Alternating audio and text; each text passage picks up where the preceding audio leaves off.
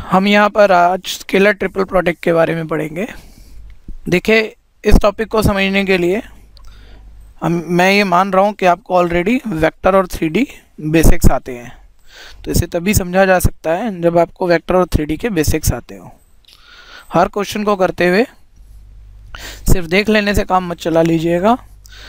किसी भी मैथ्स के क्वेश्चन को ठीक से समझने के लिए प्रैक्टिस करना बेहद ज़रूरी है। तो टॉपिक को समझिए। पहले मैं प्रॉपर्टी बोल रहा हूँ। प्रॉपर्टी समझने के बाद आप एक एक क्वेश्चन हाथ से करेंगे तो इन वीडियोस का कोई बेनिफिट आपको होगा।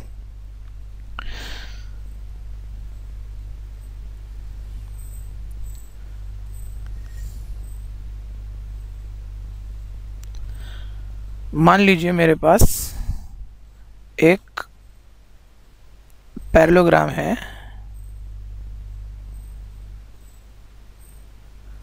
इस तरह से एक पैरेललोग्राम हमने बनाया।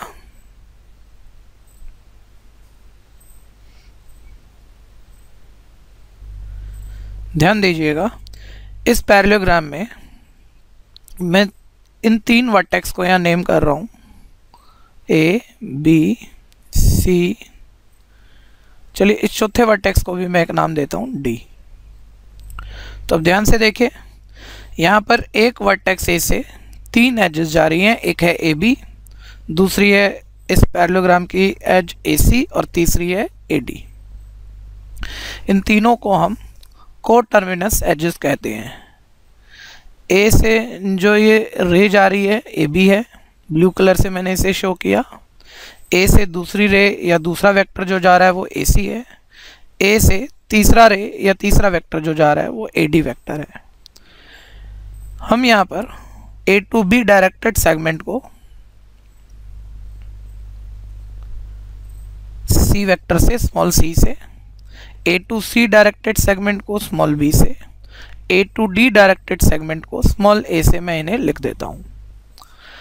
अब मैं अगर यहाँ आपको कहता हूँ कि आप इस पैरेललोग्राम का, इस रेक्टेंगुलर पैरेललोपाइप्ड का आप वॉल्यूम अगर निकालें, पैरेललोग्राम नहीं है, ध्यान दीजिएगा, रेक्टेंगुलर पैरेललोपाइप्ड का आप वॉल्यूम निकालें तो इसके वॉल्यूम का फॉर्मूला है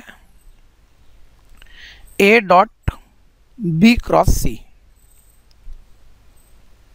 ये इस रेक्टेंगुलर पैरेललोपाइप्ड के वॉल्यूम का फॉर्मूला है और इसे ही हम स्केलर ट्रिपल प्रोडक्ट कहते हैं।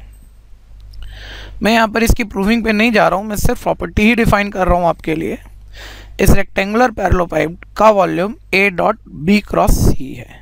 इसे स्केलर ट्रिपल प्रोडक्ट कहा जाता है और इसे हम इस तरह से भी लिख सकते हैं कि bracket of A B C, जिसे जब हम क्वेश्चन करेंगे तो रीड करेंगे scalar triple product of A B C या A dot B cross C. ये हमारी प्रॉपर्टी नंबर 1 है। देखिए, कोई भी एक्सरसाइज का क्वेश्चन करने से पहले आप सभी प्रॉपर्टी ध्यान से समझ लें, उनकी ध्यान से प्रैक्टिस कर लें, फिर उसके बाद ही आप एक्सरसाइज के क्वेश्चन मेरे साथ वीडियो से करिएगा।